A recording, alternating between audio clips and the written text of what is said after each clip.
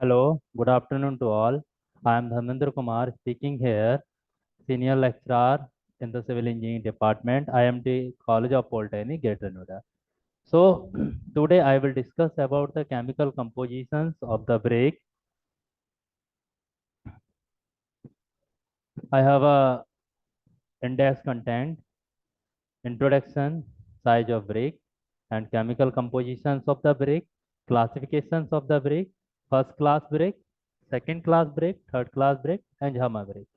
आज जो इंडेक्स जो सामने स्क्रीन पे शो कर रहा है उस इंडेक्स के बारे में डिस्कस करूंगा। सबसे पहले हम बात करते हैं इंट्रोडक्शन की।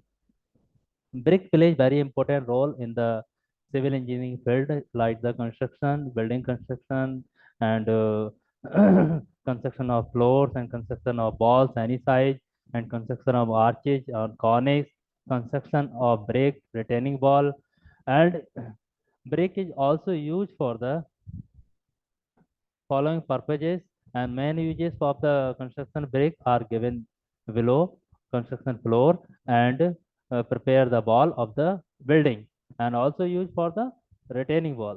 तो ब्रिक का बहुत ही ज़्यादा इम्पोर्टेंट रोल है। अब तो ब्रिक की जगह डबल एसी ब्लॉक भी आ गए हैं जिसको फ्लाई एश से हम लोग प्रिपेयर करते हैं, फ्लाई एश से बनाते हैं। तो ब्रिक के कंपैरिजन में वो थोड़े लाइट वेट भी होते हैं, और जो कॉस्ट है ब्रिक की कंपैरिजन में वो उसकी थोड़ी कम भी पड़ती है। इसीलिए अब ब्रिक के और ब्रिक को रिप्लेस करके हम जो डबल एसी ब्लॉक है उसका भी यूज कर रहे हैं, क्योंकि जनरली उसका जो है लाइट वेट होता है, और कहीं ना कहीं जो लेबर कॉस्ट है वो भी हमारी सेव होती है। तो next slide is chemical compositions of the brick. जो केमिकल कंपोजिशंस होती है ब्रिक के अंदर, बहुत सारी केमिकल कंपोजिशन से मिलके बना है। जैसे कोई भी चीज़ है, या हम किसी मेडिसिन को लेते हैं या किसी भी चीज़ को लेते हैं, तो उसमें कहीं ना कहीं सॉल्ट होते हैं, बहुत सारे सॉल्ट होते हैं। तो ऐसे क्या है, हम ब्रिक को प्रिपेयर करते हैं फ्रॉम द क्ले या मिट्टी। We will prepare from the clay या मिट्टी सॉइल से हम प्रिपेयर करते हैं ब्रिक के लिए।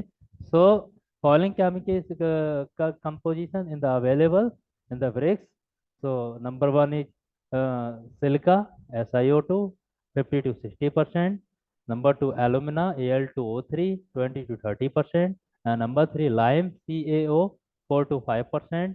and number four is iron oxide Fe2O3 1 to 3%। and last is magnesia MgO, ये 1% है। तो जो मिट्टी के अंदर इंग्रेडिएंट्स पाए जाते हैं, जो केमिकल कंपोजिशंस पाई जाती हैं, वो सब यहाँ डिस्कस कर रहा हूँ मैं। ये सिल्का है, सिल्का का जो के बाद में मेंशन किया गया है वो केमिकल फार्मूला है। सिल्का का केमिकल फार्मूला होता है SiO2, और ये मिट्टी के अंदर 50 से 60% पाया जाता है, 50 to 60% पाया जाता है मिट्टी के अंदर। और सबसे ज़्यादा परसेंटेज में सिलिका पाया जाता है। एंड सेकंड है एलुमिना। एलुमिना का केमिकल फार्मूला हमारा Al2O3 है। एलुमिना का जो केमिकल फार्मूला वो क्या है, Al2O3। ये 20 to 30% पाया जाता है ब्रिक के अंदर। And third is lime. Lime CaO। Lime का जो केमिकल फार्मूला वो है CaO 4 to 5%। और जो फोर्थ है हमारा वो है iron oxide Fe2O3 1 to 3%। And last is magnesia MgO 1%। तो कोई ना कोई अगर केमिकल कंपोजिशंस है, इंग्रेडिएंट है ब्रिक के अंदर यूज किया जा रहा है, तो इन सब का अलग अलग मतलब है, इन सब का मतलब अलग अलग है। और बहुत सारी बात कई छोटे छोटे एग्जाम है, गवर्नमेंट एग्जाम है, या MCQ क्वेश्चन पैटर्न आता है, उसमें भी ये पूछे जाते हैं क्वेश्चन जनरली लगातार, कि सिलिका की परसेंटेज ब्रिक के अंदर कितनी पाई जाती है, ऑप्शन दे देते हैं। या लाइम कितना पाया जाता है, आयरन ऑक्साइड कितना पाया जाता है, मैग्नीशिया कितना पाया जाता है। सो ये बहुत ज़्यादा इम्पोर्टेंट है कि हमें पता होना चाहिए कि जो केमिकल कंपोजिशंस हैं, जो इंग्रेडिएंट हैं, वो ब्रिक के अंदर कितनी कंपोजिशन में पाए जाते हैं, कितनी मात्रा में पाए जाते हैं। तो जो सिलिका का मतलब होता है, सिलिका सबसे ज़्यादा ब्रिक में पाई जाती है, और सिलिका का मतलब होता है कि इसका जो ब्रिक में हम स्ट्रेंथ देखते हैं, जो मजबूती होती है, ज़्यादा से ज़्यादा लोड को बियर कर लेता है। कि हम लोग जानते हैं कि ब्रिक पर कई जगह जो नॉर्मल मकान हम घर पे बनाते हैं, रेजिडेंशियल पर्पज के बनाते हैं, मल्टी स्टोरी बिल्डिंग नहीं बनाते हैं, तो वहाँ जो सारा लोड दिया जाता है वो ब्रिक पर ही दिया जाता है। वॉल पे दिया जाता है, वॉल ब्रिक की तैयार करते हैं, तो वो लोड बेयरिंग बॉल कहलाती है। और नॉन लोड बेयरिंग बॉल कौन सी कहलाती है? जिसपे कि सारा का सारा जो लोड है वो कॉलम पे और बीम पे दे दिया जाता है, स्लैब का load, that is called as the non load bearing wall. So load bearing wall में ब्रिक का बहुत बड़ा रोल है। तो ब्रिक का स्ट्रेंथ अच्छा होना चाहिए, और सिलिका की केमिकल कंपोजिशन कहीं ना कहीं कम पाई जाती है, तो वो लोड लेगा, तो लोड लेने में कहीं ना कहीं उसमें स्ट्रेंथ कम मिलेगी हमें। तो कम से कम 50 से 60% सिलिका का परसेंटेज होना चाहिए, should be available 50 to 60%। And alumina जो होता है Al2O3, जनरली ये 20 to 30% पाया जाता है, बट इसका जो मतलब होता है, impart the plasticity and recover the plasticity of the soil. हम देखते हैं कि मिट्टी को किसी भी शेप और साइज में चेंज कर लेते हैं। जो मिट्टी होती है, मिट्टी को किसी भी शेप और साइज में चेंज कर लेते हैं। वो क्यों चेंज हो जाती है? क्योंकि उसके अंदर प्लास्टिसिटी होती है, क्योंकि उसके अंदर एलुमिना के पार्टिकल्स होते हैं। So without particles of the alumina, we can't change any shape and any size. Okay. So alumina की परसेंटेज 20 to 30% इसीलिए रहती है कि हम ब्रिक को या मिट्टी को किसी भी शेप में चेंज कर लेते हैं। छोटे पे भी जनरली हम जब छोटे छोटे बच्चे पे देखा होगा कि एक जनरली एग्जांपल ले लेते हैं कि एक कुम्हार होता है, कुम्हार मिट्टी से बर्तन तैयार कर देता है, अच्छे अच्छे, मतलब देखा होगा आपने, उसको जिस शेप में वो डालता है उस शेप में वो चेंज हो जाता है। तो वो कहीं ना कहीं क्यों चेंज होता है? क्योंकि उसमें एल्यूमिना के पार्टिकल्स होते हैं, और एल्यूमिना के पार्टिकल्स नहीं होंगे तो वो मिट्टी जो आपस में एकदम मिली रहती है, गुधी रहती है आपस में, वो पार्टिकल्स अलग अलग हो जाएंगे, बिखरने लगेंगे। पार्टिकल्स अलग अलग हो जाएंगे और बिखरने लगेंगे, और प्रॉपर तरीके से हम किसी भी साइज और शेप में चेंज नहीं कर पाएंगे। तो एल्यूमिना का बहुत बड़ा रोल है, इसीलिए उसकी जो केमिकल फार्मूला वो Al2O3 है। ये भी पूछा जाता है कि एल्यूमिना का केमिकल फार्मूला क्या है, तो ये याद रखने वाली बात है कि Al2O3 एल्यूमिना का केमिकल फार्मूला है। And percentage alumina in the brick 20 to 30%। Third की बात करते हैं, लाइम। लाइम का केमिकल फार्मूला CaO है, जनरली इसे हम चूना भी बोलते हैं। ये 4 to 5% पाया जाता है। और जनरली ये लाइम हमें ब्रिक को जो है, जो वन होती है, ब्रिक वन होती है, भट्टे पे जब ब्रिक को पकाते हैं, आपको पता है कि बहुत सारे प्रोसेस होते हैं ब्रिक को बनाने के। पहले हम ब्रिक की मिट्टी को प्रिपेयर करते हैं, डिगिंग करते हैं, उसके बाद उसको गूंथते हैं, और गूंथने के बाद उसको जो हम साइज और शेप में मोल्डिंग करते हैं, उसका मोल्डिंग करने के बाद ड्राइंग करते हैं, ड्राइंग करने के बाद उसे बर्निंग के लिए ले जाते हैं, यानी कि पकाने के लिए ले जाते हैं। तो जो पकाने में हेल्प करता है वो लाइम हमारा करता है पकाने में। और ब्रेक के लिए श्रिंकेज होने से भी बचाता है, ब्रेक को सिकुड़ने से भी बचाता है लाइम।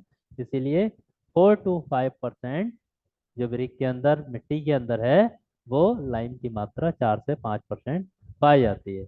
अब अगली बात करें, आयरन ऑक्साइड। आयरन ऑक्साइड का केमिकल फार्मूला जनरली Fe2O3 होता है। आयरन ऑक्साइड का जो केमिकल फार्मूला होता है वो Fe2O3 होता है, और ये 1 to 3% पाया जाता है, 1 से 3% पाया जाता है। जनरली हम देखते हैं कि ब्रिक का कलर चेरी रेड होता है। ब्रिक का जो कलर होता है कैसा होता है? चेरी रेड होता है। तो वो चेरी रेड जो कलर हमें मिलता है, वो किसकी वजह से मिलता है? आयरन ऑक्साइड के। क्योंकि ब्रिक के अंदर, जो मिट्टी के अंदर पहले से ऑलरेडी आयरन ऑक्साइड के पार्टिकल इन्वॉल्व हैं, वो 1 से 3% की मात्रा में पाए जाते हैं।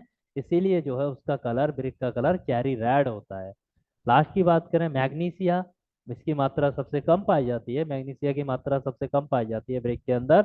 ओनली 1% मैग्नीशिया की मात्रा पाई जाती है। और मैग्नीशिया का मतलब ये होता है, इसका केमिकल फॉर्मूला MgO है, और इसका मतलब ये होता है कि ब्रेक को टिंट होने से बचाता है, ब्रेक को जो है टिंट होने से बचाता है। कभी कभी ब्रेक बहुत ज्यादा येलो कलर में एकदम चली जाती है, और उसके अंदर जो टिंट आपने राविश टाइप की देखी होगी ब्रेक पे, वो आ जाती है। तो उस चीज से मैग्नीशिया हमें, वो ब्रेक को जो है दूर करता है, जब पकने के समय ये बहुत ज्यादा हेल्प करता है। तो इसकी एक सिंपल सी ट्रिक भी है याद करने की, कि ब्रिक के अंदर कौन कौन सी केमिकल कंपोजिशन पाई जाती हैं। आप देखिएगा, सिंपल ट्रिक इसकी क्या है, सलीम। सलीम बहुत ज़्यादा सिंपल ट्रिक है इसकी बिल्कुल याद करने की। S for silica and A for alumina, L for lime, I for iron oxide and M for magnesia. तो इन सबको हम देखेंगे तो ये एक सलीम की ट्रिक बनती है। तो हम सलीम का नाम याद रखेंगे, उसके थ्रू जो है पूरा का पूरा हमें केमिकल कंपोजिशन याद आ जाएंगे प्रॉपर तरीके से।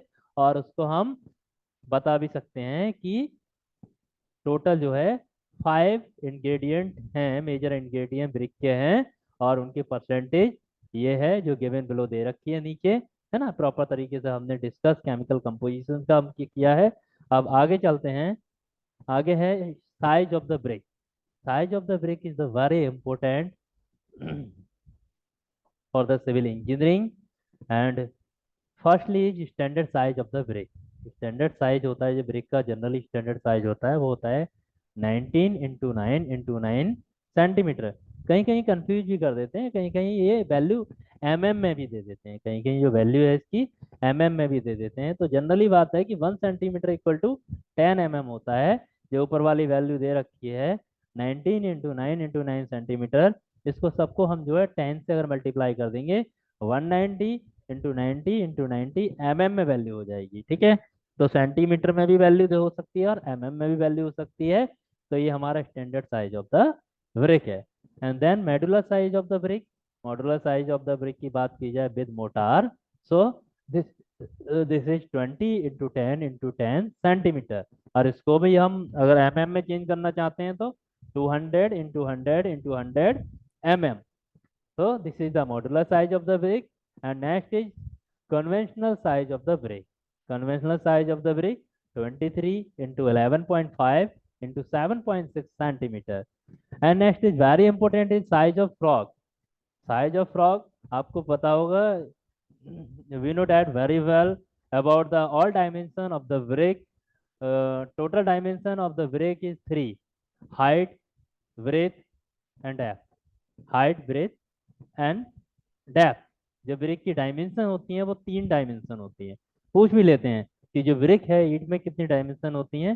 So dimension is 3: height, width and depth. तो जो साइज ऑफ फ्रॉक का बात किया जा रहा है वो कहीं ना कहीं डेप्थ से इसका लेना देना है। तो साइज ऑफ फ्रॉक आपने देखा होगा कि कंपनी का जो नेम मेंशन करते हैं वो फ्रॉक में ही करते हैं। आपने देखा होगा कि एक तरफ से तो ब्रिक प्लेन होती है और एक तरफ से खांचा टाइप का बना होता है, थोड़ा सा क्या है होल टाइप, हल्का सा जो है नीचे कटान जैसा बना हुआ होता है, बीच में बिल्कुल जो है जिसमें कंपनी का अपना नाम लिखा होता है, डी के या सौरभ या एफ जी के। वो नाम मेंशंस होता है वो एक्चुअली फ्रॉक के अंदर ही होता है। तो उसका साइज है 10। 10 जो दे रखा है वो हाइट दे रखी है ब्रिक की। और जैसे कि ये मेरा मोबाइल फोन है, that is brick example for. तो ये जो है ये फ्रॉक का हमारा जो 10 दे रखा है वो क्या दे रखा है, ये पूरी उसकी हाइट दे रखी है, लेंथ दे रखी है। और जो चौड़ाई दे रखी है वो ये है, हमारा चौड़ाई क्या दे रखी है 4। और जो डेप्थ है नीचे नीचे गहराई है वो 2 सेंटीमीटर दे रखा है। तो फ्रॉक से क्या होता है कि फ्रॉक से जो ब्रिक का आपस में बॉन्डिंग है वो प्रॉपर तरीके से बना रहता है। जब मोटार के साथ हम प्रॉपर तरीके से वाइंड अप करेंगे, उसको बॉन्डिंग बनाएंगे, तो बहुत प्रॉपर तरीके से उसका बॉन्डिंग बनता हुआ चला जाता है। और लास्ट बात करें साइज ऑफ मोल्ड। तो साइज ऑफ मोल्ड का आपको पता है, जब हम मोल्डिंग करते हैं ब्रिक को बनाते हैं तो ब्रिक से कहीं ना कहीं जो मोल्ड का साइज होता है, सांचा का साइज होता है, वो थोड़ा सा बड़ा होता है उससे। क्यों बड़ा होता है? क्योंकि ब्रिक को इजीली निकाला जा सके। जब ब्रिक सांचे के अंदर तैयार हो जाती है पूरी तरीके से तो उसको इजीली प्रॉपर तरीके से बिना टूटे फटके वो निकाल दिया जाए प्रॉपर तरीके से। इसीलिए size of the mould 21 × 10 × 10 centimetre. And next is classifications of the brick. So we have a following classification, and this is divided into 4 types: first class brick, second class brick, third class brick, also the Jhama brick and overburnt brick. Jhama brick and overburnt brick. ये भी पूछ लेते हैं generally question कि जो BRICS है BRICS को कितनी टाइप्स में क्लासिफाइड किया गया है या कितने टाइप्स में बांटा गया है। तो these are the divided into 4 category: first class brick, second class brick, third class brick, and last is overburned brick. So we will discuss about the first class brake. So कहीं ना कहीं इसमें जो सारे की जो क्लास में divide कर चुका है, सारी श्रेणियों में डिवाइड कर दिया है, वो उसकी क्वालिटी के अकॉर्डिंग डिवाइड किया है। तो जो फर्स्ट क्लास की ब्रेक होती है, प्रथम श्रेणी की ईंट होती है, the water absorption capacity for the first class brick should be under the 20%। जो पानी को एब्जॉर्ब करने की क्षमता है, कैपेसिटी है, अगर मैं जनरली बात करूं कि ब्रिक का मुझे टेस्ट करना है कि वो पानी कितना एब्जॉर्ब कर रही है अपना वेट का, तो हम एक ब्रिक को लेंगे, उसका वेट करेंगे, वेट करने के बाद हम उसे पानी के अंदर डाल देंगे for the 24 hours. After the 24 hours हम ब्रिक को दोबारा चेक करेंगे और उसका वेट करेंगे, तो उसमें से जो माइनस करेंगे तो उसको डिवाइड करके देखते हैं कि कितना परसेंट अपने वेट का वाटर एब्जॉर्ब किया गया है। So they should be under the 20%। Okay, क्योंकि ये बताया गया है कि जितना ज्यादा पानी ब्रिक एब्जॉर्ब करेगी, वो ब्रिक की स्ट्रेंथ उतनी ही कम होगी। क्योंकि जनरली कॉमन बात है कि अगर ब्रिक में कहीं ना कहीं बॉयड्स रह जाते हैं, कहीं ना कहीं क्रैक्स आ जाते हैं, उसकी वजह से पानी कहीं ना कहीं ब्रिक ज्यादा एब्जॉर्ब करती है, और एब्जॉर्ब करने के कारण उसकी स्ट्रेंथ कम हो जाती है। सो first class brick water absorption should be under the 20%।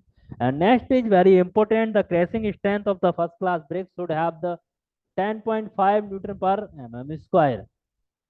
या हम केजी की बात करें, 105 केजी पर centimetre square.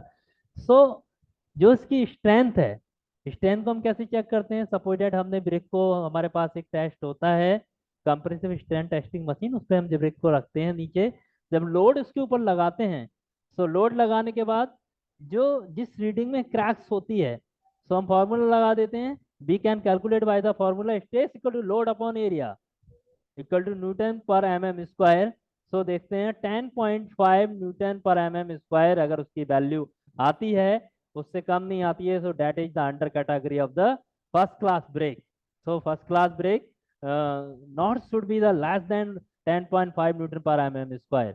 And next is the standard size of the brick lies is the 19 centimeter into 9 into 9 mm। And next is these types of brake used for the high quality work, and the shape of first class brake in regular in edges, fast top bottom and good particular and uniformly size।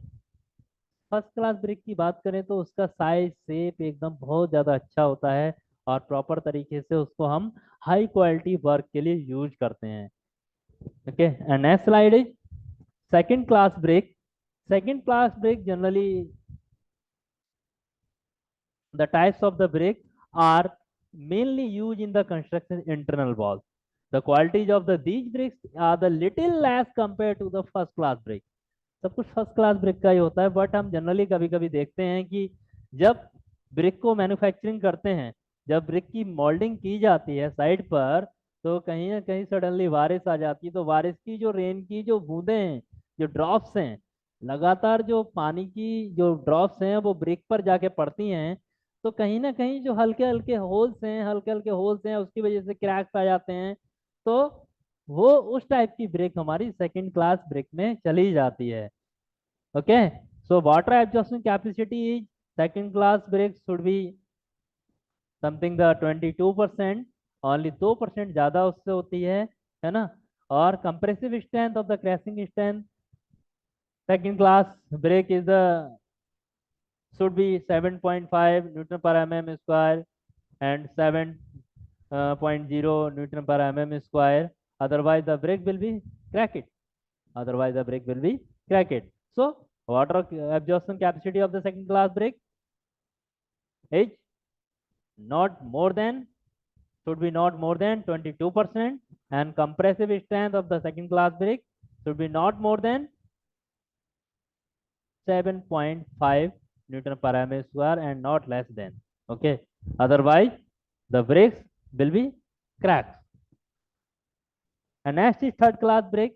This is used for the, generally you know that very well about the third class brake, जो हम temporary structure के लिए use करते हैं। The third class brick mainly use for the temporary structure, and their size and colours are the not uniform, and these bricks are the इसको हम third class में ही over burned को भी इसमें मर्ज कर दिया है। सो कभी कभी हमने देखा है कि जो ब्रिक थर्ड क्लास की होती है वो उसे हम पीला ईंट भी बोलते हैं। कौन सी ईंट बोलते हैं गांव में? पीला ईंट भी बोलते हैं। और जनरली उसे जो है टेम्परेरी स्ट्रक्चर के लिए यूज करते हैं। किस लिए यूज करते हैं? We will use for the temporary structure. Okay, permanent structure की यूज नहीं करते हैं क्योंकि इसकी जो स्ट्रेंथ होती है वो ज़्यादा लोड बियर नहीं कर सकती है ब्रेक। इसीलिए इसको हम टेम्परेरी लोड के लिए यूज करते हैं, टेम्परेरी स्ट्रक्चर के लिए यूज करते हैं। And water absorption should be more than 25%. Okay, and capacity of the load bearing something 3.5 Newton per mm square. And next is overburn brake. Overburn brick को ही हम झामा ब्रेक भी बोलते हैं। ओवरबर्न ब्रेक है उसे हम झामा ब्रेक भी बोलते हैं। ओवरबर्न ब्रेक इसको क्यों कहलाते हैं? क्योंकि जनरली हम लोग देखते हैं कि कहीं ना कहीं या इंसान है या कोई भी चीज है वो अपनी लिमिट से ही एब्जॉर्ब करता है। टेम्परेचर अपने लिमिट से ही एब्जॉर्ब करता है। अगर किसी को धूप में हम खड़ा करते हैं या किसी पे लोड डालते हैं तो वो अपने लिमिट का ही धूप में खड़ा हो सकता है। अगर उसको हम 10 मिनट तक कैपेसिटी 10 मिनट तक खड़ा होगा, अगर उसके बाद उसको हम लगातार खड़ा करेंगे तो उसके पसीने कहीं ना कहीं दिक्कत उसे होने लगेगी। ऐसे ही क्या है, मैंने V4 स्टार्टिंग में जब मैंने डिस्कस किया था जो सारी एक सलीम का ट्रिक भी दिया था, silica alumina iron oxide lime and magnesia is also. तो सबको हम ये सारी केमिकल कंपोजिशंस होती हैं ब्रिक के अंदर। जब बर्निंग के लिए ले जाते हैं तो 1100 डिग्री सेंटीग्रेड पर हम अपनी ब्रिक को पकाते हैं, बर्न करते हैं। तो कभी कभी उससे ज़्यादा टेम्परेचर चला जाता है। जब केमिकल कंपोजिशंस हैं उसकी लिमिट से ज़्यादा जब किसी चीज़ का टेम्परेचर चला जाएगा तो उसमें कहीं ना कहीं वो आपस में पिघलने लगती हैं। तो जब आपस में मिलने पिघलने लगेंगी तो आपने देखा होगा ब्रिक का साइज और शेप चेंज हो जाता है। साइज और शेप चेंज हो जाता है और जनरली उसका कलर भी डार्क कलर हो जाता है और थोड़ा ब्लैकिश कलर हो जाता है। और हालांकि उसकी स्ट्रेंथ ज़्यादा होती है बट उसका जो यूनिफॉर्म साइज है वो नहीं रहता है, स्टैंडर्ड साइज नहीं रहता है, टेढ़ी मेढ़ी ईंट हो जाती है। तो हम उसके लिए रोड़े में यूज कर सकते हैं या एज द फिलिंग के लिए यूज कर सकते हैं। So overburn brick are the best material which can not be use the construction directly because of their regular shape and dark color. And the present study focus on the effect of microsilica at various percentage as the partial cement replacement in the concrete with overburn brick as a coarse aggregate. तो ये मैंने सारा discuss किया है आज brick के बारे में क्योंकि ये बिल्डिंग कंस्ट्रक्शन सब्जेक्ट से रिलेटेड था और बिल्डिंग मटेरियल से भी ये रिलेटेड है। काफ़ी इंपॉर्टेंट टॉपिक है।